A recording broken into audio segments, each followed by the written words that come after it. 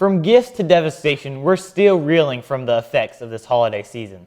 On today's show, we'll take a look at some of these effects, starting with recovery efforts from the EF4 tornado that blew through Farmersville just a day after Christmas. Then we'll discuss one of the most popular Christmas gifts this year, hoverboards, and the hidden danger behind every ride. Finally, BNN explores the returning trend of buying music on vinyl records.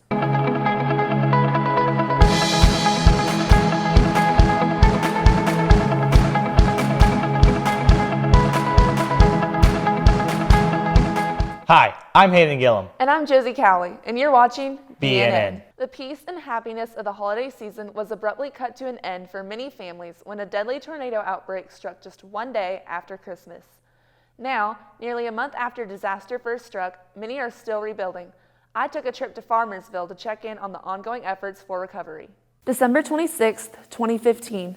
Millions of people across North Texas were coming off the high of the holiday season until an F4 tornado made its way from Sunnyvale to Rockwall, blowing its treacherous force from 6:45 to 7:02 p.m. that night. In this radar image from that night, the area in red shows where the tornado hit in Farmersville, only 45 minutes away from McKinney. This violent twister not only knocked out power across most of the DFW area, but also destroyed hundreds of homes and took 11 lives with it.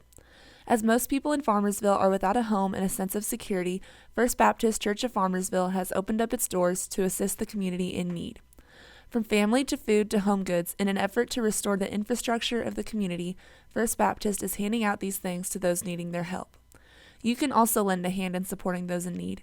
First Baptist Church of Farmersville is partnered with the Red Cross, where you can donate small items with huge meaning. Disasters like these are unexpected and devastating, leaving nothing but the innocent victims stripped of their possessions. There are many ways for us to reach out to the hundreds of families in need, whether that's making a small donation or going out with groups to try to clean up the debris.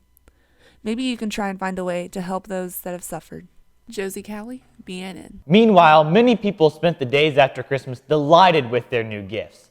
During this holiday season, this often meant learning how to ride the now infamous hoverboard. However, as this new craze fascinates the nation, new reports are popping up of possible risk associated with riding. Reporter Carly Ortiz explores the truth of this awesome new ride. Adult injuries are spiking. They attempt to ride a hoverboard and lose their balance, resulting in falling forward and breaking their wrists or falling backwards and shattering their elbows. Because adults are usually heavier and higher off the ground, their falls are immensely more destructive. Well, I got a hoverboard for Christmas. Very stoked about it. Loved it. Don't know why people don't like it. I was riding my hoverboard around my neighborhood and I wasn't doing anything wrong or doing any tricks, and then something happened and I scraped my elbows. Yeah, I got a hoverboard for Christmas and I was so excited to ride it, and after a couple days of having it, it just caught on fire. Not only are injuries a safety hazard of hoverboards, but they are frequently catching on fire. A doctor from Jefferson University Hospital named Dr. Michael Rivlin says this is a hoverboard epidemic. 7 fractures in 1.5 days, he reported. That's a wrap on the Hoverboard Hub. I'm Carly Ortiz, BNN. You know, Josie, I don't even get why they call them hoverboards. Exactly, they're on wheels, so how are they even hovering? I don't know. Like Back to the Future, they actually were off the ground. Exactly. The start of the new year always brings change, and BNN is no exception. Starting next week, BNN will start to air a bi-weekly talk show called Bronco Access TV. We hope to bring you a fun, lighthearted look at your fellow Broncos and surrounding community. Join us for the first show on January 29th. Speaking of the new year, from exercising more to saving money, New Year's resolutions reflect high expectations for the coming months. However, by late January, it's safe to say many people have abandoned their most ambitious goals by now. On this week's episode of 20 Broncos 1 Question, Tylen Thomas finds out which resolutions have already been broken.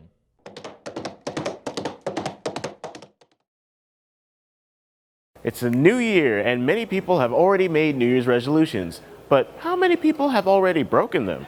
Let's find out. I haven't broken any so far. I'm doing pretty well. I was trying to not embarrass myself. It was the first minute after New Year's, we celebrated, and then next thing you know, I slipped on an ice cube. So right there and then I broke my New Year's resolution. I was supposed to do this one drill for golf every single day, and I haven't done it. I have not broken any New Year's resolutions so far because I made no plans for any. Not Snapchatting less. I probably ate some unhealthy stuff. That's not good. I drank soda. To learn physics. Managing my time. Being less violent. I told myself I was going to binge watch less TV shows. I've recently started 3 more. Doing homework at a reasonable time at night in the evening. To not show up on BNN.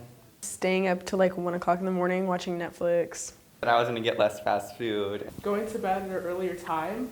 Well, there you have it, Broncos. Despite our best intentions, we don't always live up to our resolutions. I'm Tyler Thomas, BNN.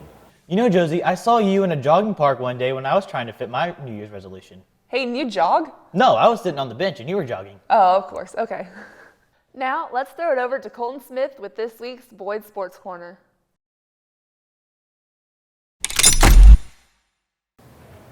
Being number one is nearly impossible, but Montana Watts makes it look easy. She's racked up so many accolades in her high school career, and she's also committed to SMU as a sophomore. She's a leader inside of and outside of McKinney Boyd. Let's take a look at what it's like to be Montana Watts. Hi, I'm Colton Smith, sitting here with fellow senior Montana Watts. So Montana, when did you actually start playing volleyball? Well, I actually competitive in club. I started when I was 11, and I was just a little 5th grader playing up on the 6th grade team, so it was really cool. So what are some of your accomplishments outside of Boyd? Well, in club volleyball, I've gone to nationals every year since I started, even when I was 11, and we've gotten 3rd in the nation 3 times, and that's just a really huge accomplishment for us. All right. So what are your accomplishments actually at Boyd? What have you gotten all throughout your 4 years? Well, every year that I played, we've made it to playoffs, and we went to 2nd round, and finally this year we made it to the regional final, and although we lost to Hebron, who's in our district, beating South Lakes 3rd round, that was really awesome. Yeah, it had to have been a big deal. Yeah. I mean, what were they ranked? They were ranked number 1 in this. So you guys beat the number 1 state team. Exactly. Yeah. That's a big deal. Yeah, it was basically a state game. I mean, it could be. I mean, it could have. You never know. So Montana, what was it like being called number 1 defensive player, to get that award? I mean, that's a big award.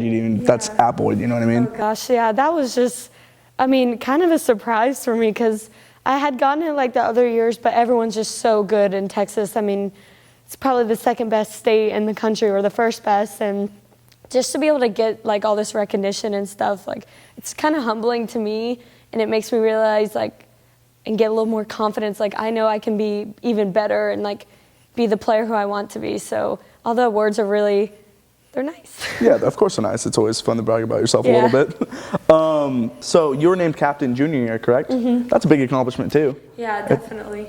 I mean, most of the time it's seniors, right? Seniors get that captainship. Yeah. I think just because I was the libero, that's kind of the defensive leader on the team. So, it was a big deal to me, and I was wow, I didn't know I was that important and stuff. So you committed to SMU sophomore year? Yes. That's another big deal. I mean, you're trying to be as humble as you can, but all these accomplishments in a matter of 4 years. Yeah. That's a huge deal. Yeah. Committing to a Division I college, and your academics are insane. You're ranked 2 in the class? No, I'm brag. A little farther down the road. Okay, but your academics, you're a leader at Boyd and outside Boyd, you're a leader in the community, being able to do all that kind of stuff. I guess so.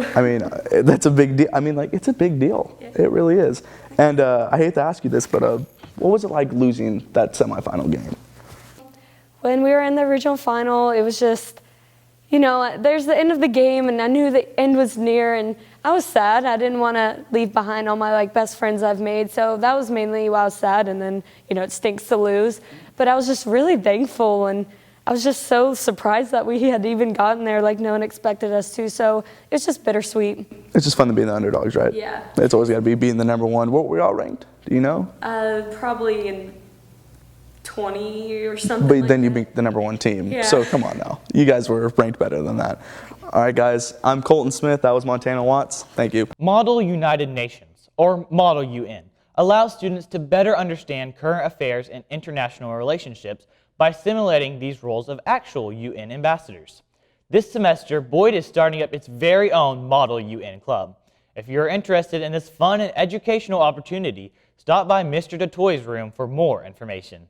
The year may be 2016, but some things never go out of style. For example, after years of CDs and digital music, vinyl records are making a return as a preferred way of listening to music. Reporter Patrick Rushing finds out more into this new trend that spans across generations. You might think vinyl records are a thing of the past, but they're coming back in a big way. They sound crisper than just recorded on your iPod, I guess. And on records, it has a more unique sound. Like you can hear all the crackles as it scrapes against the record, and it just sounds more interesting, I guess, more unique. In the 1920s, records were the newest innovation, allowing people to enjoy their favorite music whenever they'd like. These records stayed the #1 way to listen up until the 1980s. I got my first record player for Christmas of my freshman year, so 3 years ago. For Sarah, records are just as fun to collect as they are to listen to. I probably own like 30 records. I don't know the exact number, and then in the past year I've probably purchased like 7 or 8. In the past few years, record sales have skyrocketed after 9.2 million records were sold in the US in 2014. That's a 260% increase over 2009. I think people really like the experience of a record. The sound's a lot more warm, it's a lot more personal. You get to dig through it and look for it. Miss Rasmini's son, Derek, began producing music a few years ago and started searching through records, finding not particularly well-known music and using it as inspiration for his songs. I actually bought it so I could start. My grandpa was in a band in the 50s and he gave me his old LP. So I wanted to listen to it and use parts of it to make my own songs, so I went out and bought it. For youth, experiencing the sound of a genuine record is an entirely different world, giving them a sense of nostalgia their parents and grandparents recognize. Katie Scott, owner of the nearby vinyl and vintage shop The Groovy Coop on the downtown square, opened the shop back in 2015. Since, hundreds of unique people have flocked into her store, eager to search and purchase classic records. So I get young, I get old, I have guys, girls, they're all shopping here. And the best thing is, this is a place where guys shop and women have to wait on them. If you're curious about records or want to find a good place to start your collection, the Groovy Coop in downtown McKinney is the place to go. They're close by and have a wide variety of sound for any and all music lovers. All this information may have your head spinning, but records are the new old thing. I'm Patrick Rushing, BNN. You know, Josie, I just finished painting my bedroom in under 10 minutes using vinyl. Okay. Come on, Josie, that has to be some kind of record. Okay. Okay. Well, that's all for today's show. Be sure to follow us on Twitter at Boyd_BNN and check out our YouTube channel to watch daily news bits to keep you in the know. Tune in to our next show on February 5th as we explore the Chinese New Year, learn qualifications for an epic Super Bowl party, and visit local restaurant Square Burger. And remember, news is always stampeding through the halls at Boyd, and BNN has it covered. Thanks for watching and have a great day.